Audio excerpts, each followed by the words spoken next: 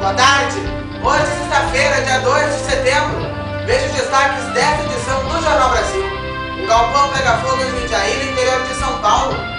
Vento forte em Criciúma no último final de semana. Ricardo Gomes, técnico do Vasco, sofre um acidente vascular cerebral durante o clássico carioca entre Flamengo e Vasco. E ainda, finalmente vai sair a obra do Aeromóvel de Porto Alegre. A obra vai custar cerca de 29 milhões de reais aos cofres públicos. Tudo isso e muito mais você vê agora no Jornal Brasil.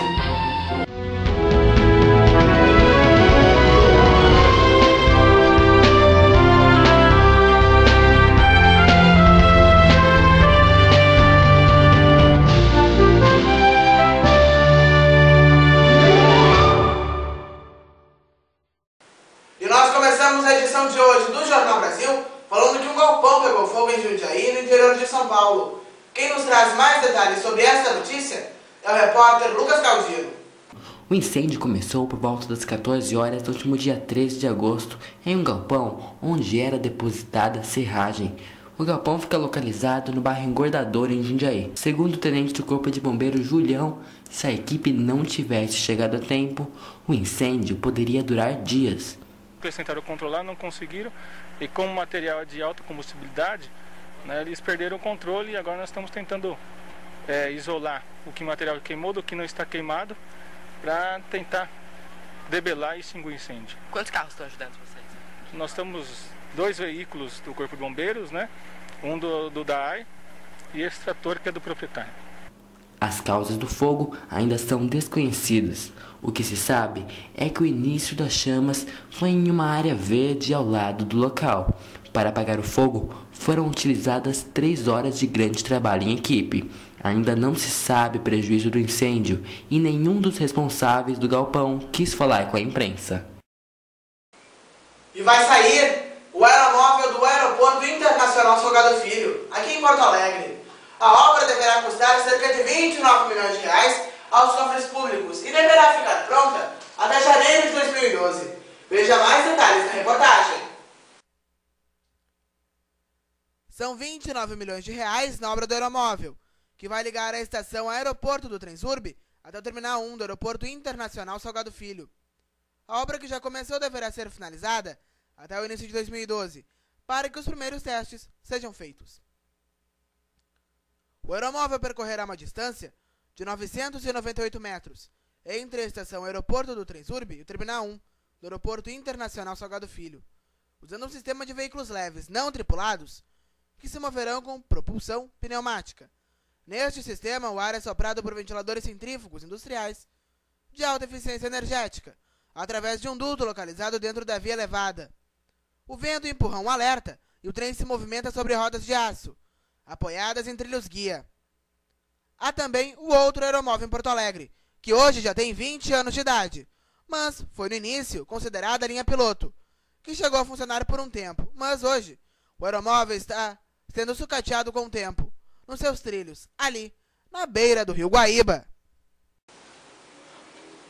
Boa notícia para quem precisa caminhar essa distância diariamente. Bom, no dia 11 de agosto morreu a advogada Patrícia Scioli. A missa de 7º dia aconteceu no dia 17 de agosto.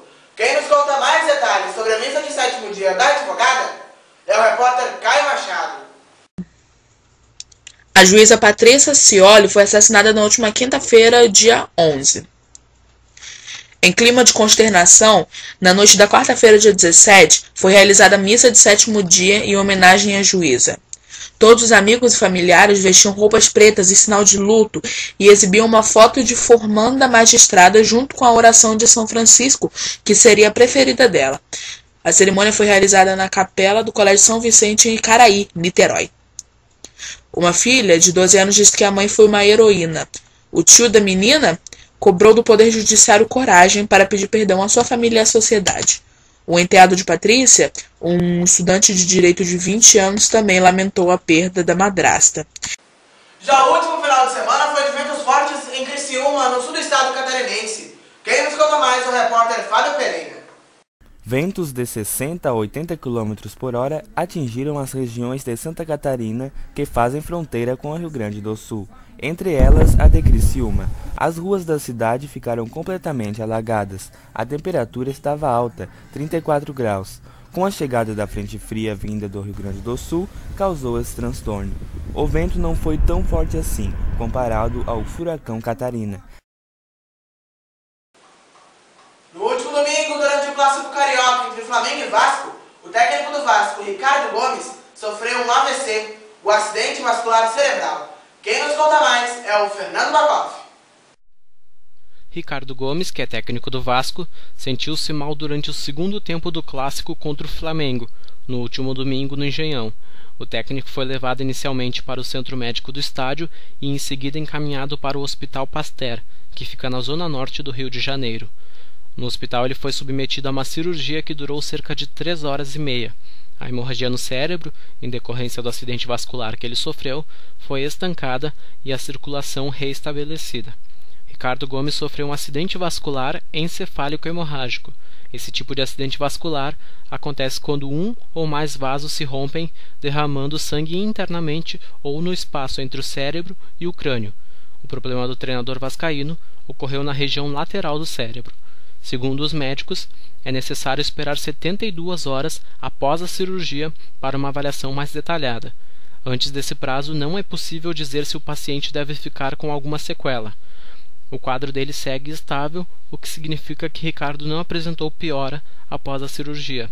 Ele permanece em coma induzido e respira com o auxílio de aparelhos desde que terminou a cirurgia. No ano passado, quando ainda comandava o São Paulo, Ricardo Gomes teve uma vasculite, considerado um pequeno AVC, e precisou ficar internado após o clássico contra o Palmeiras, pelo Campeonato Paulista. Geralmente os casos de AVC e de AVE são causados por hipertensão, e os principais afetados são homens entre 50 e 60 anos.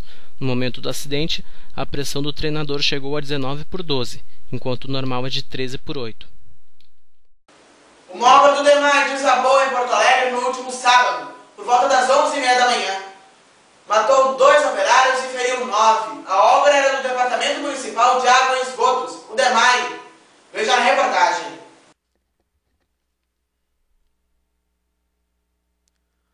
O desabamento de uma viga em uma obra no bairro Ípica, na zona sul de Porto Alegre, soterrou um grupo de operários na manhã deste sábado, dia 27 de agosto, por volta de 11h30 da manhã. 11 homens trabalhavam no local quando aconteceu o acidente. Eles faziam a colocação de uma viga de concreto no segundo pavimento. Sobre eles havia uma abertura de 4 metros abaixo do nível do solo, totalizando 8 metros. Os operários trabalhavam na conclusão de uma estação de bombeamento de esgoto junto a uma praça do loteamento Jardins do Prado, com a entrada pela Avenida Juca Batista, número 4625. A obra é realizada pela construtora Marco Projetos e Construções, mas é de responsabilidade do Departamento Municipal de Água e Esgotos, o DEMAI.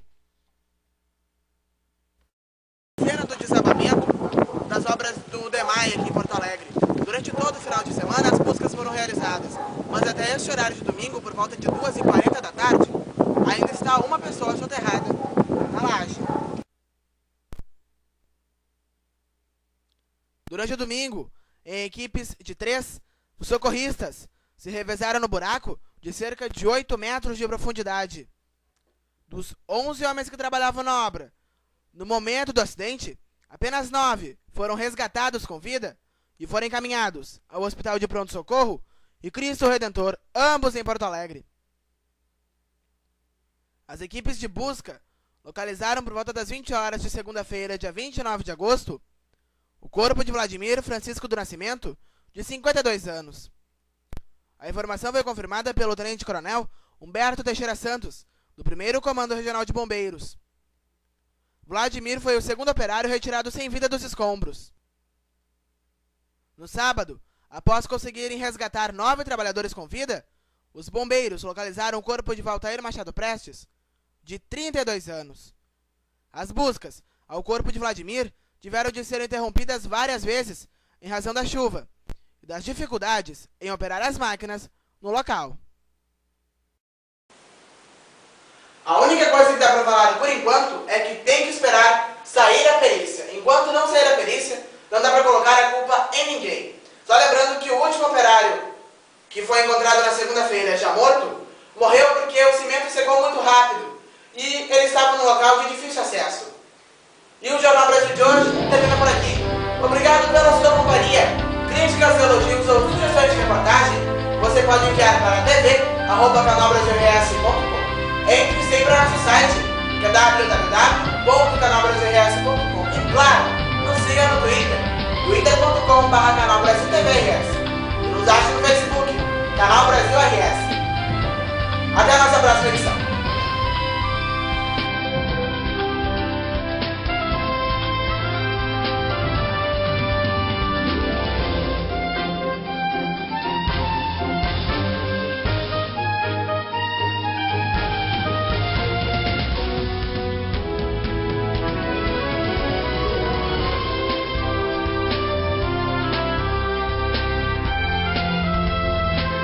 Linguagem independente, dinâmico é com qualidade.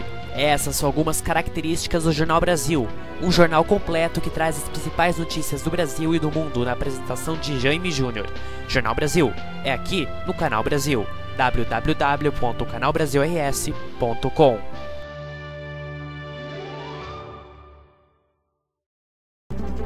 Um web jornal com o objetivo principal de levar o que é notícia no exterior até você, com qualidade e credibilidade. Esse é o Mundo News, que você encontra só aqui no Canal Brasil, www.canalbrasilrs.com.